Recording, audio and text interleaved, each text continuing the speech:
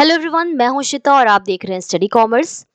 इस वीडियो में हम डिस्कस करेंगे यूजीसी नेट जून 2023 के शिफ्ट फर्स्ट के इंटरनेशनल बिजनेस के क्वेश्चंस को। तो चलिए शुरू करते हैं। सबसे पहला क्वेश्चन है, which one group of the following countries are members of ASEAN? Options हैं Laos, Cambodia, Brunei, Malaysia, Thailand, Taiwan, Myanmar, Singapore, Hong Kong, Fiji, Laos या फिर कंबोडिया। सबसे पहले एशियान के बारे में देख लेते हैं। तो एशियान का मतलब है the association of south east Asian Nations. यहाँ पे आप एक फोटो देख सकते हैं। ये मेन हॉल है department of foreign affairs building का, जो कि बैंकॉक थाईलैंड में है। यहाँ पे 5 फाउंडिंग फादर्स हैं, यानी 5 कंट्रीज हैं जो साथ में एक डॉक्यूमेंट को साइन कर रही हैं। जो कंट्रीज इसमें इन्वॉल्व हैं वो है इंडोनेशिया, मलेशिया, फिलीपींस, सिंगापुर और थाईलैंड। ये डॉक्यूमेंट साइन किया जा रहा है ऑन 8 अगस्त 1967। इसी डॉक्यूमेंट के थ्रू एस्टैब्लिश किया गया the association of south east Asian Nations. यानी एशियान की एस्टैब्लिशमेंट कब हुई है? 8 अगस्त 1967। इसके मेंबर्स हैं Brunei, Cambodia, Indonesia, Laos, Malaysia, Myanmar, Philippines, Singapore, Thailand और वियतनाम। यानी यहाँ पे टोटल 10 मेंबर्स हैं। एशियान क्या है? तो the association of south east Asian Nations एक रीजनल इंटर गवर्नमेंटल ऑर्गेनाइजेशन है जिसमें 10 कंट्रीज आती हैं। ये फोकस करते हैं ऑन इंटर गवर्नमेंटल कोऑपरेशन और इसके अलावा economic, political, security, military, education, socio cultural integration पर भी ये फोकस करते हैं। ये इंटीग्रेशन जो बात की जा रही है वो हो रही है among its members and other countries in Asia. Recently 2022 में 30th एनिवर्सरी सेलिब्रेट की गई है of Asian and Indian relations. अगर हम इंडिया की बात करें तो India initially as a sectoral dialogue partner 1992 में एशियान का, और धीरे धीरे स्टेटस इंडिया का इसमें चेंज होता गया है। अगर हम इंडिया और एशियान के रिलेशंस की बात करें तो काफी एक अच्छा फॉर्मल रिलेशन काफी टाइम से रहा है इंडिया और एशियान के बीच में, और specially areas of culture, social development, economy और पॉलिटिकल सिक्योरिटी, इन सब एरियाज में काफी एक अच्छा रिलेशन रहा है। अभी 20th एशियान इंडिया समिट हुआ है 7 सितंबर 2023 में, जिसको हमारे प्राइम मिनिस्टर ने अटेंड किया। यहाँ पर एक एक्सटेंसिव डिस्कशन हुआ फर्दर किस तरीके से एशियान और इंडिया की जो रिलेशनशिप है उसको कैसे स्ट्रेंथन किया जा सकता है।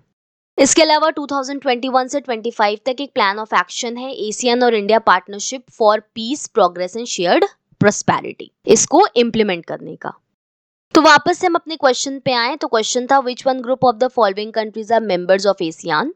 तो यहाँ पे देखिए ऑप्शन फर्स्ट करेक्ट होगा, लाओस, कंबोडिया और ब्रुनाई। एशियन की जो इस्टेब्लिशमेंट है वो हुई है 8 अगस्त 1967।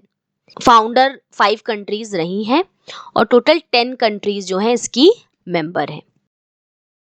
नेक्स्ट क्वेश्चन है, which of the following one is considered as a supply factor affecting flow of FDI? Customer access, economic priority, resource availability, avoidance of trade barriers या फिर लॉजिस्टिक्स। सबसे पहले एफडीआई का मतलब है फॉरेन डायरेक्ट इन्वेस्टमेंट। एफडीआई का मतलब है कि एक कंट्री किसी दूसरी कंट्री में अपने फंड्स को इन्वेस्ट करती है, जिसके थ्रू वो एसेट्स की ओनरशिप को लेती है, साथ ही साथ जो मैनेजमेंट और डिसीजन मेकिंग है उस पर भी उसका कंट्रोल रहता है। मॉडर्न टाइम में जो नई नई टेक्निक्स हैं, न्यूएस्ट टेक्नोलॉजीज हैं, वो भी एफडीआई के थ्रू लाई जा रही हैं कंट्रीज में, फिनांस के अलावा। और ऐसे इन्वेस्टमेंट्स जो एफडीआई है वो इम्पॉर्टेंट है एक कंट्री की इंडस्ट्रीज के लिए, ताकि बेहतर गुड्स और सर्विसेज को प्रोड्यूस किया जा सके, जो फ्यूचर में एक बड़ी मार्केट प्लेस में जिसको हम सेल कर सके और लोगों को प्रोवाइड करा सके। तो एफडीआई जो है डेवलप्ड कंट्रीज हो चाहे डेवलपिंग कंट्रीज हो, दोनों के लिए ही एक बहुत इंपॉर्टेंट रोल प्ले करता है। एफडीआई के थ्रू एक कंट्री को नॉलेज, स्किल और टेक्नोलॉजी के बेनिफिट्स मिलते हैं। अब बात करें अगर हम कि कौन कौन से ऐसे फैक्टर्स हैं जो एफडीआई को अफेक्ट करते हैं। सबसे पहले हैं सप्लाई फैक्टर्स, जिसमें है लो प्रोडक्शन कॉस्ट। अगर प्रोडक्शन कॉस्ट कम हो रही है तो एफडीआई होने के चांसेस बढ़ जाते हैं। दूसरा है अगर अच्छी लॉजिस्टिक्स है, वेयर हाउसिंग या ट्रांसपोर्टेशन फैसिलिटी है तो भी एफडीआई के चांसेस बढ़ते हैं। थर्ड है अवेलेबिलिटी ऑफ बेटर रिसोर्सेज। और लास्ट है न्यू टेक्नोलॉजीज थ्रू एफडीआई, मतलब नई टेक्नोलॉजीज को अक्वायर करने के लिए एक कंट्री को दूसरी कंट्री में इन्वेस्टमेंट करना चाहिए। अगले हैं डिमांड फैक्टर्स। पहला है गुड कस्टमर एक्सेस, कस्टमर्स की तरफ एक्सेस अच्छी होनी चाहिए, अच्छी मार्केटिंग फैसिलिटीज अवेलेबल होनी चाहिए, ब्रांड्स और ट्रेडमार्क्स होने चाहिए और मोबिलिटी ऑफ कस्टमर्स। नेक्स्ट है पॉलिटिकल फैक्टर्स। पहला अवॉइडेंस ऑफ ट्रेड बैरियर्स को कम करना, क्योंकि अगर ट्रेड बैरियर्स होंगे तो एफडीआई करना पॉसिबल नहीं है। ये ज़रूरी है कि जो ट्रेड बैरियर्स हैं वो हटाए जाएं और इकोनॉमी ओपन हो, ना कि क्लोज्ड। नेक्स्ट है इकोनॉमिक डेवलपमेंट इंसेंटिव्स, अच्छे इंसेंटिव्स प्रोवाइड करना ताकि बेटर डेवलपमेंट किया जा सके। तो वापस से हम अगर अपने क्वेश्चन पे आए तो कौन से ऐसे फैक्टर्स हैं जो सप्लाई फैक्टर हैं जो एफडीआई को इफेक्ट करते हैं। तो देखिए सप्लाई फैक्टर्स हैं यहाँ पे रिसोर्स अवेलेबिलिटी और लॉजिस्टिक्स। इसके अलावा अवॉइडेंस ऑफ ट्रेड बैरियर्स हमने देखा पॉलिटिकल फैक्टर था, इकोनॉमिक प्रायोरिटीज भी आपका पॉलिटिकल फैक्टर है और कस्टमर एक्सेस क्या है आपका डिमांड फैक्टर है। तो रिसोर्स अवेलेबिलिटी और लॉजिस्टिक्स ये दोनों ही सप्लाई फैक्टर्स हैं, यानी option C and E. Third option correct होगा, सी एंड डी ओनली। अगर आप एफडीआई के बारे में डिटेल्स जानना चाहते हैं तो उस पर मैंने ऑलरेडी एक वीडियो बनाया हुआ है जिसे आप आई बटन पे क्लिक करके देख सकते हैं। नेक्स्ट क्वेश्चन है the steps followed by a firm while strategising to go international are as follows. यानी अगर एक फर्म इंटरनेशनली अपने आप को बढ़ाना चाहती है तो उसके कुछ स्टेप्स यहाँ पर दिए गए हैं कि कैसे वो स्ट्रैटेजी बनाएगी। तो यहाँ पर कुछ स्टेप्स दिए हुए हैं और हमें इसको करेक्ट सीक्वेंस में लगाना है। ड्यू टू ग्लोबलाइजेशन एक ग्लोबल मार्केट, एक ग्लोबल लेवल पर मार्केट ओपन है, तो जो प्रोफेशनल्स हैं, इंडिविजुअल्स हैं, ये इंटरनेशनल बिजनेस में काफ़ी इंटरेस्टेड हैं, काफ़ी वर्क करना चाहते हैं। स्पेशली वो अकाउंटिंग की फील्ड हो, इकोनॉमिक्स, लॉ, मार्केटिंग, इन सब फील्ड्स में ज़्यादा से ज़्यादा अपॉर्चुनिटीज़ इंटरनेशनली लोगों को मिल रही है और लोग उसमें आगे बढ़ना चाहते हैं। अगर हम इंटरनेशनल बिजनेस की बात करें तो ये एक ऐसा टर्म है जिसको यूज़ किया जाता है फॉर क्रॉस बॉर्डर, या हम कह सकते हैं वर्ल्ड वाइड ट्रेड के केस में। ट्रेड किन चीज़ों का होगा, कमोडिटीज़ का हो सकता है, सर्विसेज का होगा, कैपिटल का होगा, नॉलेज का होगा और टेक्नोलॉजी का होगा। इन सभी का जब हम वर्ल्ड वाइड ट्रांजैक्शन कर रहे हैं, वर्ल्ड वाइड इनको खरीद रहे हैं, बेच रहे हैं, बाइंग एंड सेलिंग कर रहे हैं, तो ये क्या है आपका पार्ट है इंटरनेशनल बिजनेस का। अब अगर कोई पर्सन इंटरनेशनल बिजनेस करना चाहता है तो क्या क्या स्टेप्स वो यूज करेगा।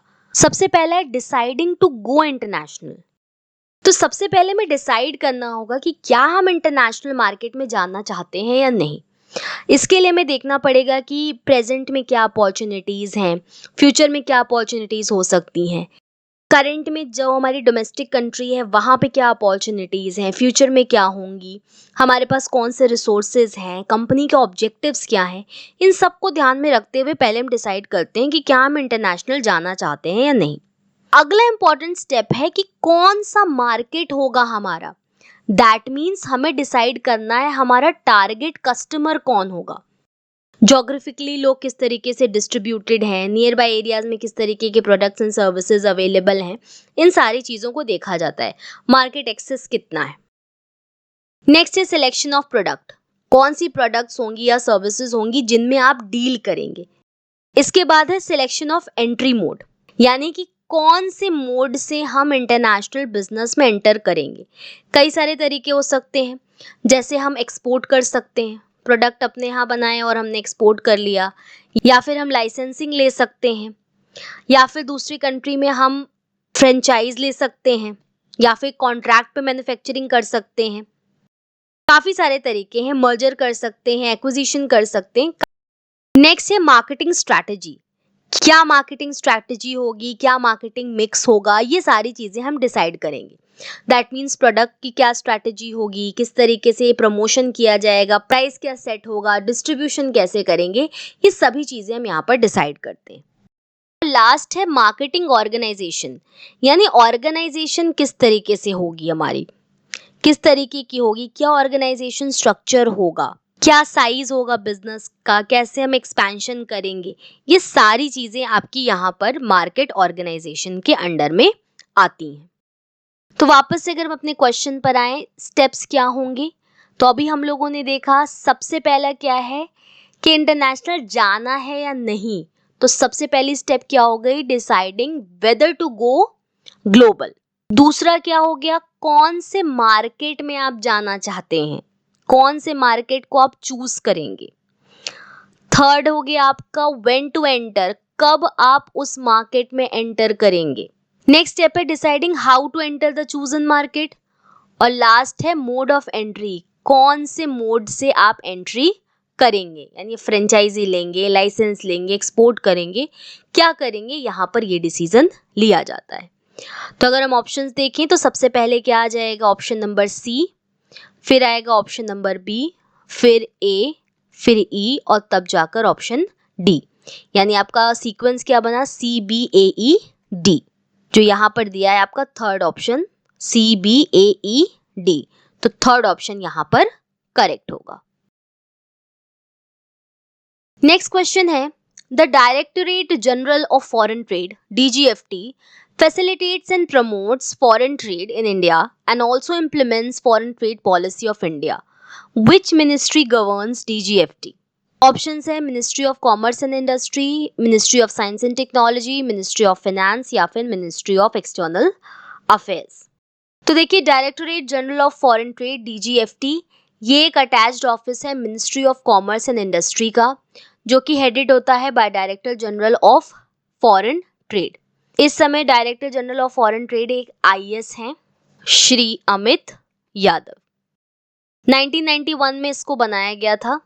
जब लिबरलाइजेशन आया उस समय ये जरूरी माना गया कि लिबरलाइजेशन के बाद एक ऐसी ऑर्गेनाइजेशन होनी चाहिए जो कि प्रमोट करे और रेगुलेट करे फॉरेन ट्रेड को। इसी को ध्यान में रखते हुए DGFT को बनाया गया और तब से ये एक फैसिलिटेटर के रोल में है। यानी सिर्फ यहाँ पर जो DGFT है उसका काम रेगुलेशन करना ही नहीं है, इसके अलावा वो एक्सपोर्ट इंपोर्ट्स को प्रमोट भी करती है कंट्री के इंटरेस्ट को ध्यान में रखते हुए। DGFT का हेडक्वार्टर है न्यू दिल्ली में और फॉरेन ट्रेड पॉलिसी बनाना इसका मेन ऑब्जेक्टिव है।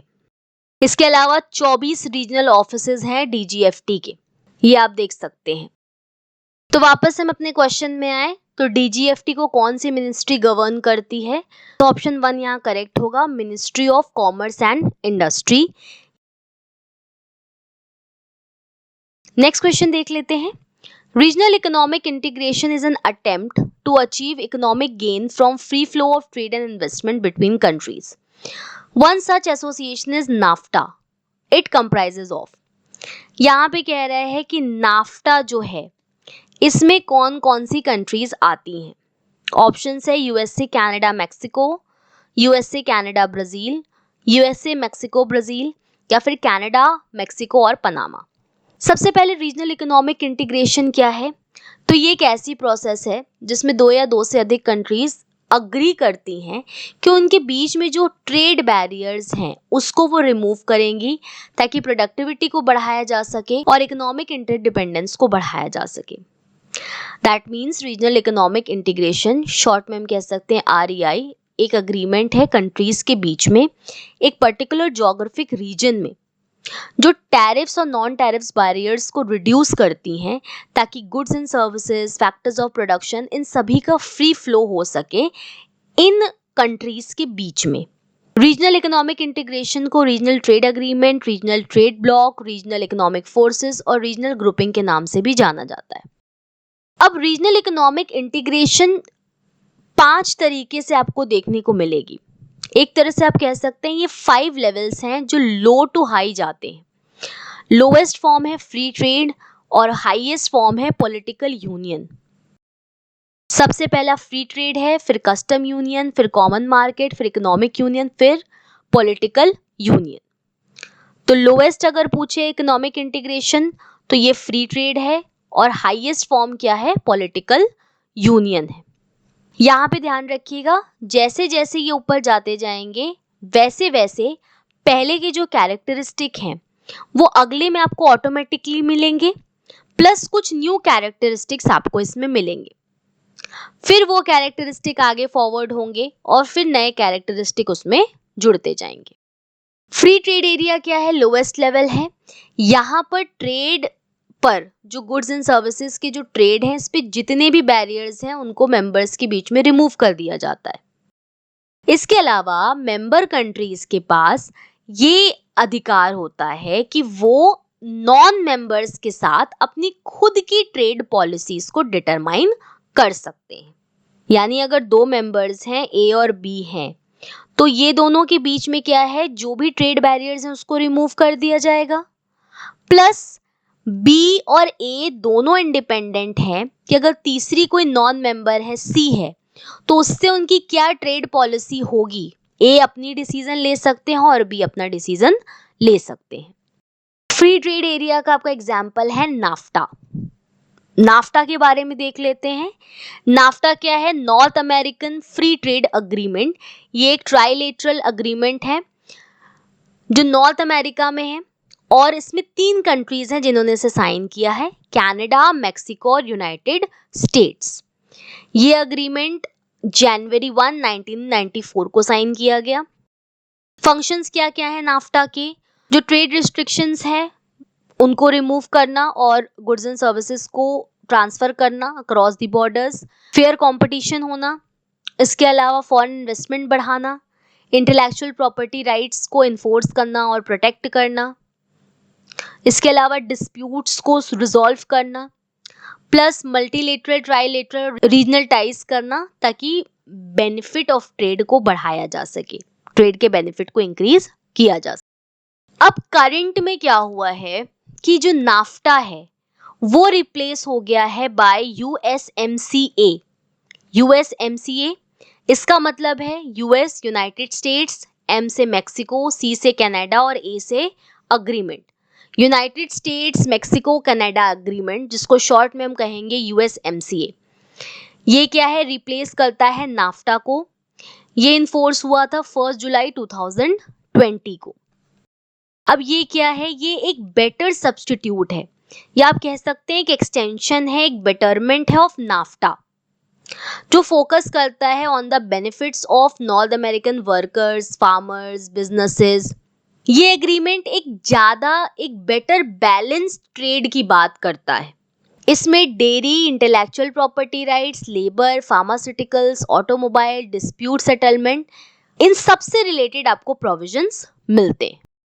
तो ये एक एक्सटेंडेड वर्जन है नाफ्टा का, इसीलिए इसे कई बार नाफ्टा 2.0 भी कहा जाता है। तो वापस से हम अपने क्वेश्चन पर आए तो नाफ्टा में कौन कौन सी कंट्रीज आती हैं? यूएसए, कनाडा और मेक्सिको। तो यहाँ ऑप्शन फर्स्ट करेक्ट होगा। रीजनल इकोनॉमिक इंटीग्रेशन पे मैंने ऑलरेडी एक वीडियो बनाया हुआ है, तो आप आई बटन पे क्लिक करके इस डिटेल वीडियो को देख सकते हैं। नेक्स्ट क्वेश्चन है match the list 1 with list 2। List 1 में हेटी किडनी ग्लोबलाइजेशन इंडेक्स और लिस्ट 2 में वेरिएबल्स हैं। इंडेक्स है economic integration, personal integration, technological and political integration और इससे रिलेटेड वेरिएबल्स दिए गए। सबसे पहले ग्लोबलाइजेशन का मतलब क्या है? तो ग्लोबलाइजेशन का मतलब है fusion of economies and societies. पहले क्या थी? इकोनॉमीज क्लोज्ड थी, एक कंट्री दूसरे कंट्री से ट्रेड नहीं करती थी। बट आज के टाइम में क्या है? ग्लोबल लेवल पर सभी इकोनॉमीज एक दूसरे के लिए ओपन है। ग्लोबल लेवल पर कनेक्टिविटी और इंटरडिपेंडेंस हमें देखने को मिलती है। तो इकोनॉमीज में एक्सचेंज आपको देखने को मिलता है, capital, ideas, technology, goods and services, इन सब का। के अलावा cultural, social, political, economic aspects, इन सभी पर हमें क्रॉस बॉर्डर इंटीग्रेशन देखने को मिलता है। ये ग्लोबलाइजेशन का ही नतीजा है कि आज हम बेटर टू बेटर टेक्नोलॉजीज का यूज कर रहे हैं, अच्छी से अच्छी गुड्स एंड सर्विसेज का हम यूज कर रहे हैं। ग्लोबलाइजेशन को जनरली 3 चैनल्स के रेफरेंस में देखा जाता है: trade off goods and services, capital mobility और फ्लो ऑफ फाइनेंस। इसके अलावा ट्रांसफर ऑफ पीपल या मूवमेंट ऑफ पीपल भी ये फैसिलिटेट करता है। नेक्स्ट है मेजर्स ऑफ ग्लोबलाइजेशन। इसमें आपका एटी किर्नी इंडेक्स दिया हुआ है। ये एक लंदन बेस्ड कंपनी ने बनाया है। ग्लोबलाइज सिटीज से रिलेटेड ये एक मेट्रिक है। इंडेक्स से आपका economic, personal, technological and political integration. Economic में आपका आएगा इंपोर्ट एक्सपोर्ट एफडीआई, पर्सनल में telephone traffic, travel tourism, remittances, technological में इंटरनेट यूजर, इंटरनेट होस्ट और सिक्योर सर्वर्स। वहीं पॉलिटिकल में है membership of international organisation, signatories of international treaties and number of embassies. तो वापस हम अपने क्वेश्चन पर आए तो इकोनॉमिक इंटीग्रेशन का आपका हो जाएगा एफडीआई, पर्सनल इंटीग्रेशन का हो जाएगा international tourism and travel, technological का हो जाएगा आपका इंटरनेट यूजर और पॉलिटिकल इंटीग्रेशन है रैटिफिकेशन एंड मल्टीलेटरल ट्रीटीज। तो जो कोड बना वो क्या बना, ए का थर्ड, बी का फर्स्ट, सी का सेकेंड और डी का फोर्थ। तो यहां पर देखिए ऑप्शन सेकेंड करेक्ट होगा। नेक्स्ट क्वेश्चन देख लेते हैं। There are two statements given below. One is labeled as assertion A and other as reason R. Assertion है by removing barriers between national market, trading blocks create competition due to bigger trading areas. Reason दिया है increased competition can lead to closure of local industry and harm domestic consumption. इसके base पे हमें correct answer choose करना है। देखिए trading blocks का मतलब है हम कह सकते हैं रीजनल इकोनॉमिक इंटीग्रेशन। इसकी वजह से आपको क्या कहा जा रहा है कि आरईआई में हमने क्या देखा कि जो ट्रेड बैरियर्स हैं, चाहे टैरिफ हो चाहे नॉन टैरिफ हो, इन बैरियर्स को जो नेशंस हैं इनके बीच में रिमूव किया जाता है।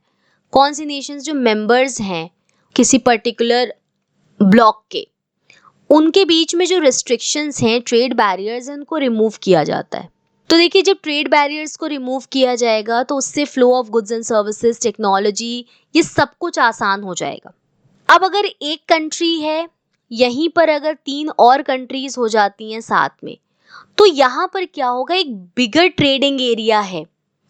ये जो 3 हैं आपस में ट्रेड कर रही हैं, प्लस इनके बाहर भी जो अदर नॉन मेंबर्स हैं उनके साथ भी ये ट्रेड करते हैं। तो जो ट्रेडिंग एरिया है ये बढ़ जा रहा है और जैसे जैसे ट्रेडिंग एरिया बढ़ता जाएगा जो कंपटीशन है वो भी इंक्रीज होता जाएगा। कंपटीशन है इनका with the rest of the world, वो भी क्या होगा, बहुत ज़्यादा इंक्रीज होता जाएगा, क्योंकि ट्रेडिंग एरिया क्या है, नैरो नहीं है बल्कि और ब्रॉड हो गया है। तो ये बिल्कुल सही है कि अगर हम ट्रेड बैरियर्स को रिमूव करते हैं नेशनल मार्केट्स के बीच में, तो उससे क्या होता है कि जैसे जैसे एरिया बढ़ता जाएगा जो कंपटीशन है वो इंक्रीज होगा, कंपटीशन बढ़ेगा।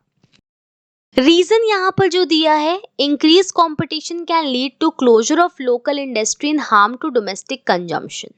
जब कंपटीशन बहुत इंक्रीज होता है तो इसकी वजह से क्या होगा, सभी जो कंट्रीज हैं वो अपना बेस्ट परफॉर्मेंस देने की कोशिश करेंगी, यानी वो क्या करेंगी, बेटर प्रोडक्शन करेंगी और जो कॉस्ट है वो क्या होगी, कम होगी। कॉस्ट ऑफ प्रोडक्शन जो है वो कम होगा।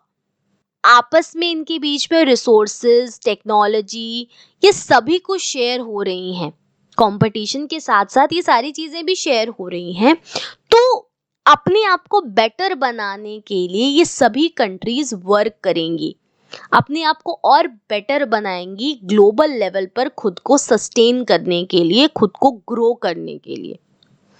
तो कंपटीशन जैसे जैसे बढ़ता है, हर जो लोग होंगे, हर जो कंट्री होगी, वो कोशिश करेगी कि वो अपने आप को और बेहतर बनाए, वर्ल्ड लेवल पर अपने आप को और बेहतर बनाए, अच्छी प्रोडक्शन करे।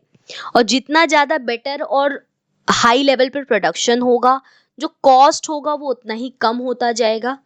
ट्रेड बैरियर हटाने की वजह से आपस में जब ट्रेड बढ़ रहा है तो उससे इनके पास और भी रिसोर्सेज, टेक्नोलॉजी, इनके भी बेनिफिट्स आ रहे हैं। तो हम ये नहीं कह सकते सीधे तरीके से कि अगर कंपटीशन बढ़ जाता है तो लोकल इंडस्ट्री बंद हो जाएंगी या डोमेस्टिक कंजम्पशन को हार्म होगा। सभी को एक बेटर अपॉर्चुनिटी मिलेगी। जितना ज़्यादा कंपटीशन बढ़ेगा सब अपने आप को बेटर करने की कोशिश करेंगे। अगर कोई सिक यूनिट है वो काम नहीं कर रही है, पोटेंशियल है बट काम नहीं कर रही है, तो कंपटीशन जैसे जैसे होगा लोग अपने आप को और ज़्यादा बेटर करेंगे और इन्हांस करेंगे, अपने पोटेंशियल को बेस्ट यूटिलाइज करेंगे ताकि वो वर्ल्ड लेवल पर, मार्केट लेवल पर खुद को बढ़ा सके। तो यहाँ पर देखिए ऑप्शन 3 करेक्ट होगा। A is correct but R is not correct. अगला क्वेश्चन देख लेते हैं। अगला क्वेश्चन है assumption of purchasing power parity theory is. हमें इसमें से अप्रोप्रिएट आंसर को चूज करना है। सबसे पहले परचेजिंग पावर पैरिटी थियरी के बारे में जान लेते हैं। शॉर्ट में इसको कहते हैं PPP थियरी। तो ये जो PPP थियरी है, इसके कॉन्सेप्ट को डेवलप किया था प्रोफेसर गुस्ताव कैसल ने। ये एक स्वीडिश इकोनॉमिस्ट हैं। परचेजिंग पावर पैरिटी क्या है? ये एक रेट है जिसपे जो करेंसीज हैं अलग अलग कंट्रीज की, उनको कन्वर्ट किया जाता है, उनको इक्वल किया जाता है, ताकि जो परचेजिंग पावर है इनके बीच में जो डिफरेंसेस हैं उसको रिमूव किया जा सके। यानी कि जो परचेजिंग पावर है वो हर करेंसी की अलग अलग होती है, तो इसको इक्वलाइज करने के लिए परचेजिंग पावर पैरिटी जो रेट है इसका यूज किया जाता है। इसमें बास्केट ऑफ कमोडिटीज मेथड का यूज होता है। यानी बास्केट ऑफ कमोडिटीज का मतलब क्या है? कुछ पर्टिकुलर तरीके की कमोडिटीज जो अगर हम दो कंट्रीज का एग्जांपल लें तो दोनों ही जगह यूज की जाती हूँ। जो ये PPP है ये कैलकुलेट करता है वर्ल्ड बैंक, और जनरली जो कंपैरिजन किया जाता है वो किया जाता है US डॉलर्स में। तो बेसिकली परचेजिंग पावर पैरिटी का मतलब क्या है कि ये एक ऐसा कॉन्सेप्ट है जो कि कंट्री की करेंसी को वैल्यू करता है कि उस करेंसी से कितने गुड्स एंड सर्विसेज को परचेज किया जा सकता है in comparison to another country. यानी एक ही पर्टिकुलर प्रोडक्ट को, जैसे हमने बास्केट ऑफ गुड्स कहा, तो मान लीजिए एक बास्केट ऑफ गुड्स है, दो कंट्रीज हैं B और C, उस करेंसी की क्या परचेजिंग पावर है for purchasing this particular good. जो फॉर्मूला है उसका ये, price of basket in country 1 upon price of basket in country 2। इससे हम क्या कर सकते हैं, जो एक्सचेंज रेट है वो हम निकाल सकते हैं। इससे क्या पता चलता है कि जो डिफरेंस अगर आता है तो उससे हमें ये पता चलता है कि किसी कंट्री की करेंसी ओवर वैल्यूड है या अंडर वैल्यूड है। अब परचेजिंग पावर पैरिटी कैसे कैलकुलेट करेंगे? तो सबसे पहले एक बास्केट ऑफ कमोडिटीज कौन सी होंगी उनको हम चूज करेंगे सबसे पहले। उसके बाद फिर कॉस्ट ऑफ बास्केट क्या है हर कंट्री में, उसकी लोकल करेंसी में उसकी क्या वैल्यू है, पहले हम उसको डिटरमाइन करेंगे। करंट एक्सचेंज रेट है उसके बेस पर हम उसे कॉमन करेंसी में कन्वर्ट करेंगे। फिर जो हमारा PPP है, परचेजिंग पावर पैरिटी इंडेक्स है, इसको हम निकालेंगे। उसके बाद तब मार्केट रेट और PPP को हम कंपेयर करेंगे। जो PPP है आपका, अगर ये हायर है देन द मार्केट रेट, तो इसका मतलब क्या है कि जो करेंसी है वो क्या है, अंडर वैल्यूड है। अगर मार्केट रेट कम है, PPP रेट जो है वो ज़्यादा है, तो जो करेंसी है वो क्या कंसिडर की जाएगी एज अंडर वैल्यूड। वहीं इसकी कॉन्ट्ररी, अगर PPP लोअर है मार्केट रेट से, तो जो करेंसी है उसको हम ओवर वैल्यूड कंसिडर करेंगे। यहाँ पे आप देख सकते हैं 2023 का रिकॉर्ड है ये, कि GDP पर कैपिटा के हिसाब से कौन सी कंट्रीज कौन सी पोजीशन पर है। यहाँ पे रैंक है जिसमें आप देखिए US नंबर 1 पर है और इंडिया जो है नंबर 5 पर है। और यहीं पे अगर हम PPP परचेजिंग पावर पैरिटी की बेस पर देखें तो नंबर 1 पे आपको मिलेगा चाइना, नंबर 2 पे आपको मिलेगा US, और नंबर 3 रैंकिंग पे आता है इंडिया। अराउंड 2022 यहाँ पर जो इंडिया का PPP के टर्म्स पे ग्लोबल इकोनॉमी में परसेंटेज था वो था 7.2%। अब अगर हम बात करें कि अजम्पशंस क्या क्या है PPP थियोरी के, तो पहला है कोई ट्रांसपोर्टेशन कॉस्ट नहीं होगी, कोई ट्रेड बैरियर्स नहीं होंगे, परफेक्ट इन्फॉर्मेशन होगी, जो भी लोग हैं उनके पास परफेक्ट इन्फॉर्मेशन होगी about the market, about the exchange rates, और गुड्स एंड सर्विसेज क्या है, परफेक्टली इंटरचेंजेबल हैं, एक दूसरे से ये परफेक्टली इंटरचेंज हो सकते हैं। तो वापस से अगर हम अपने क्वेश्चन पर आएं तो अजम्पशन कौन कौन से हैं? तो पहला दी है no cost for converting one currency to another, ये सही ऑप्शन है।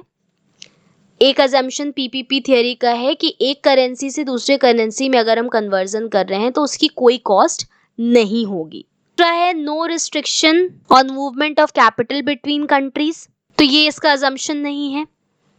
थर्ड है no restriction on the movement of commodities between the countries, ये अभी हम लोगों ने देखा कि कमोडिटीज के मूवमेंट पर कोई रिस्ट्रिक्शन नहीं होता है, तो ये भी बिल्कुल सही है, ये भी अजम्पशन है। नेक्स्ट है no transaction cost for buying and selling financial security, ये इसका अजम्पशन नहीं है। और लास्ट है कोई भी ट्रांसपोर्टेशन कॉस्ट नहीं है, no transportation cost for transporting commodity from one country to another, ये भी बिल्कुल सही है, ये भी पीपीपी थियरी का एक अजम्पशन है। तो यहाँ पर अजम्पशन कौन कौन से हैं, ए है, सी है और ई है। पहला ऑप्शन गलत हो गया, दूसरा गलत हो गया, थर्ड देखिए यहाँ पर ऑप्शन थर्ड सही होगा, ई, A and C only. Next question है which of the following describe an intervention currency. Option है a currency in which exporter choose to invoice their exports, the currency in which cross border transactions are paid for and closed, the currency in terms of which domestic currency is quoted, और last है the vehicle currency. तो देखिए जो exchange rate है वो determine होती है by the market forces, यानी सप्लाई और डिमांड के थ्रू जो एक्सचेंज रेट्स है उनको डिटरमाइन किया जाता है। लेकिन समय समय पर जो प्रॉब्लम्स हैं उसको सॉल्व करने के लिए आरबीआई यानी कि जो सेंट्रल बैंक है वो एक्ट करता है, वो समय समय पर जो प्रॉब्लम्स आ सकती हैं उनको रिड्यूस करने की कोशिश करता है। तो करेंसी इंटरवेंशन का मतलब क्या है कि जो मॉनेटरी अथॉरिटी है किसी कंट्री की, हमारे यहाँ जो मॉनेटरी अथॉरिटी है वो कौन है, आरबीआई है। जो मॉनेटरी अथॉरिटी है किसी कंट्री की वो क्या करती है, इंटरवेंशन करती है फॉरेन एक्सचेंज ट्रांजैक्शंस में, ताकि जो फॉरेन एक्सचेंज रेट्स हैं उनको वो इन्फ्लुएंस कर सके और स्टेबिलिटी ला सके।